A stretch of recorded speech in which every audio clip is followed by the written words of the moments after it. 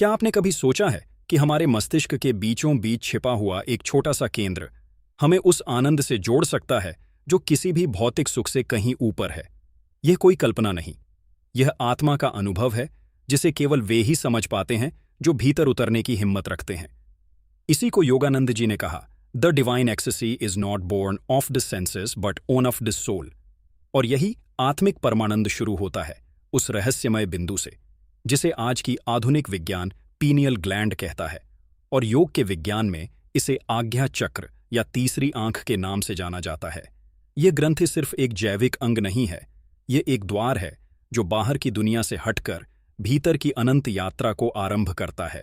जब कोई साधक ध्यान में स्थिर होता है, सांसों की लय को पकड़ लेता है और विचारों को शांत कर चित्त को भीतर खींचता है, तब पीनियल ग्रंथि में कंपन शुरू होता है। योगानंद जी कहते थे, when your mind becomes calm and your breath is still then eye opens. और उसी क्षण भीतर कुछ टपकता है, कोई रसायन नहीं, कोई तरल नहीं, बल्कि एक दिव्य स्पंदन जो आत्मा को उसकी वास्तविकता से मिला देता है। इसी को योग में कहा गया है अमृत स्राव। यह अमृत शरीर को नहीं, चेतना को पोषण देता है। इसका अनुभव ऐसा होता है जैसे सारा शरीर प्रकाश बन गया हो, जैसे विचारों की सीमाएं टूट गई हों और शांति की एक अंतहीन नदी भीतर बहने लगी हो।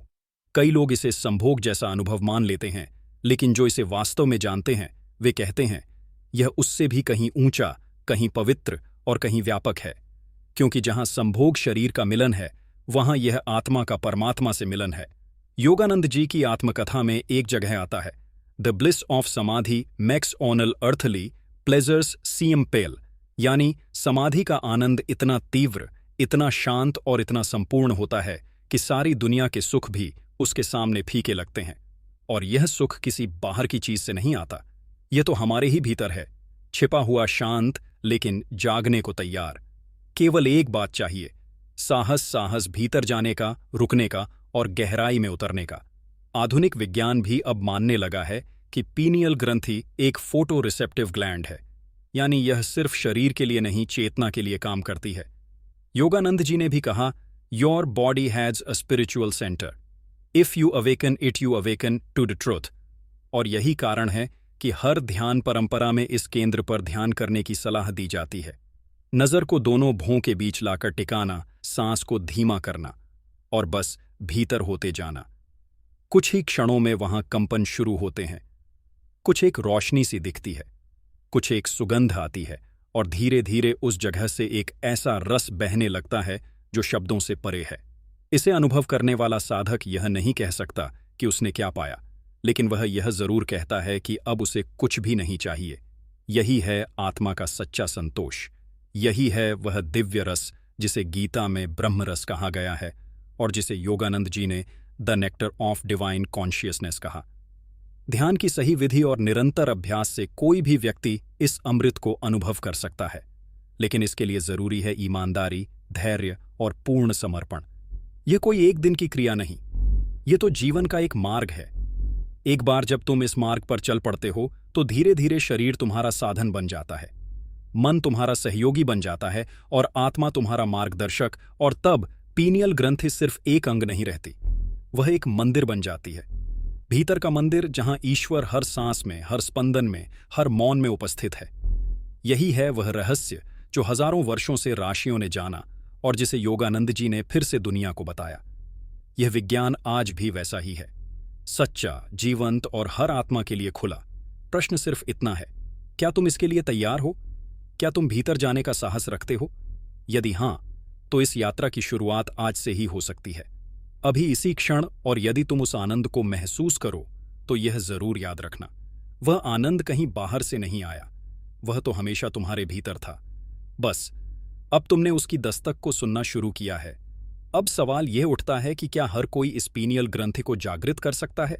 क्या यह अनुभव सिर्फ महान योगियों तक सीमित है या आम व्यक्ति भी इसे महसूस कर सकता है? परमहंस योगानंद जी ने इस भ्रम को तोड़ते हुए एक बेहद सुंदर बात कही थी, ईश्वर हर हृदय में छिपा है। वह किसी जाति, वर्ग या क्षमता का भेद नहीं करता, केवल जो उसे सच्चे दिल से पुकारता है वही उसे पाता है। यह बात न सिर्फ प्रेरणा देती है बल्कि एक भरोसा भी जगाती है कि तुम्हारे भीतर भी वह शक्ति है जो तुम्हें ईश्वर तक पहुंचा सकती है। पर इस यात्रा की शुरुआत होती है मौन यन से, उस मौन से जो आजकल की दुनिया में दुर्लभ होता जा रहा है। बाहर की दुनिया शोर करती है, सोशल मीडिया, लक्ष्य, अपेक्षाएं, डर, दौड़, और भीतर की आवाज धीरे धीरे दबती चली जाती है। लेकिन जब तुम सच में रुकते हो, आंखें बंद करते हो और खुद से एक सच्चा सवाल पूछते हो, मैं कौन हूं, तब भीतर की यात्रा शुरू होती है। और यही पहला कदम होता है उस केंद्र की ओर जिसे पीनियल ग्लैंड कहते हैं। योगानंद जी ने कहा, मौन में ही आत्मा बोलती है, और जब हम ध्यान में उस मौन को पकड़ते हैं तब पीनियल ग्रंथि धीरे धीरे जागने लगती है। यह कोई विस्फोट नहीं होता, यह कोई फिल्मी अनुभव नहीं होता, यह तो एक बहुत सूक्ष्म, बेहद गहरा और मौन में घटने वाला अनुभव होता है। जैसे कोई अदृश्य दरवाजा भीतर खुलता है और उस दरवाजे के पार सिर्फ प्रकाश है, संगीत है। लेकिन यह संगीत कानों से नहीं सुना जा सकता। यह वह ध्वनि है जिसे योगानंद जी ने कॉस्मिक साउंड कहा है, ओम की मूल ध्वनि जो ब्रह्मांड के हर कण में गूंज रही है। यह ध्वनि जब भीतर सुनाई देती है तब साधक का सारा भय समाप्त हो जाता है। फिर उसे मृत्यु का डर नहीं रहता, फिर उसे अकेलेपन का दुख नहीं सताता, क्योंकि वह जान जाता है, मैं शरीर नहीं हूं, मैं वह चेतना हूं जो अनंत है। और इस अनुभव का केंद्र होता है पीनियल ग्लैंड, तीसरी आंख। कई लोग सोचते हैं कि यह सिर्फ एक कल्पना है, लेकिन जब ध्यान के अभ्यास में गहराई आती है तब यह कल्पना नहीं, एक जीवंत सत्य बन जाता है। शरीर में कंपन होने लगता है, आंखों के बीच नीली या बैंगनी रोशनी दिखने लगती है, और मन में ऐसी शांति उतरती है जिसे शब्दों में कहना कठिन है। कुछ इसे ब्रह्म रंध्र खुलना कहते हैं, कुछ इसे अमृत का स्राव, लेकिन असल में यह आत्मा की परम स्थिति है, जहां वह अपने स्रोत से जुड़ जाती है। यही वह अवस्था है जिसे योगानंद जी ने समध कहा। न वह निद्रा है, न सपना, न जागृत अवस्था। वह तो एक ऐसा मौन है जिसमें सब कुछ होता है और फिर भी कुछ भी नहीं। यह अनुभव हमें सिखाता है कि आनंद बाहर नहीं भीतर है, कि शक्ति बाहर के साधनों में नहीं बल्कि अपने ही भीतर है। यह जीवन बदल देने वाला अनुभव है, लेकिन इसके लिए निरंतर अभ्यास चाहिए। ध्यान, मौन, एकाग्रता और सच्चा प्रेम। हां, प्रेम। बिना प्रेम के ध्यान केवल एक तकनीक बन जाता है, लेकिन जब तुम ईश्वर से प्रेम करते हो और ध्यान को उसकी खोज में करते हो, तब वही ध्यान ध्यान नहीं रहता, वह पूजा बन जाता है। योगानंद जी कहते थे, do not meditate to become powerful, meditate to know love. यानी ध्यान कोई शक्ति पाने के लिए नहीं, बल्कि उस प्रेम को पाने के लिए है जो तुम्हारे और परमात्मा के बीच बहता है। अब सोचो, अगर तुम्हारे भीतर हर दिन कुछ क्षण ऐसे हो जहां तुम संसार से पूरी तरह कट जाओ और केवल अपने भीतर के ईश्वर से जुड़ो, तो तुम्हारा जीवन कैसा होगा? ना चिंता रहेगी, ना भय, क्योंकि तुम उस जगह से जीना शुरू कर दोगे जहां आत्मा वास करती है, और यही है जीवन का उद्देश्य। पीनियल ग्रंथि कोई जादू नहीं, लेकिन इसका जागरण एक चमत्कार जरूर है। यह चमत्कार हर उस व्यक्ति के साथ हो सकता है जो भीतर की ओर जाना चाहता है और जिसने अपने जीवन को सच्चे ज्ञान, ध्यान और प्रेम के लिए समर्पित किया है। इस मार्ग पर चलते हुए बहुत बार मन डगमगाएगा, कई बार लगेगा कि कुछ नहीं हो रहा, लेकिन जो थमता नहीं वही अंत में उस दरवाजे तक पहुंचता है। योगानंद जी की ही तरह, जिन्होंने बचपन से ही आत्मा की खोज शुरू की थी और अपने जीवन में बार बार ध्यान, मौन और समर्पण के अभ्यास से उस शिखर पर पहुंचे जहां वे कह सके, I killed Yogananda, long ago no one does in this temple now but God. यही उनका अंतिम अनुभव था, मैं का पूर्ण विसर्जन और केवल वह का उदय। क्या तुम भी उस अनुभव के लिए तैयार हो? यह प्रश्न तुम्हें खुद से पूछना है। कोई तुम्हारे लिए यह यात्रा नहीं कर सकता, यह रास्ता तुम्हें अकेले ही तय करना है। लेकिन भरोसा रखो, जो पहला कदम उठाता है, ब्रह्मांड उसका साथ देने के लिए उठ खड़ा होता है। ईश्वर हर उस आत्मा को आवाज देता है जो उसे सच्चे प्रेम से पुकारती है, और यह आवाज तुम्हारे भीतर की उसी तीसरी आंख से सुनाई देती है, वहीं से जहां पीनियल ग्रंथि जाग रही होती है, जहां आत्मा अमृत में स्नान कर रही होती है और जहां केवल एक ही अनुभव बचता है, परम आनंद। अब जब तुमने इस यात्रा की शुरुआत कर दी है, तो समझ लो कि अब तुम्हारा जीवन पहले जैसा नहीं रहेगा। तुम चाहे जितना भी दुनिया में उलझे रहो, अब तुम्हारे भीतर एक आवाज जाग चुकी है जो हर दिन तुम्हें बुलाएगी भीतर की ओर। यही है आत्मा का आह्वान, यही है वह पहला संकेत कि तुम्हारा ध्यान पीनियल ग्रंथि के द्वार पर दस्तक देने लगा है।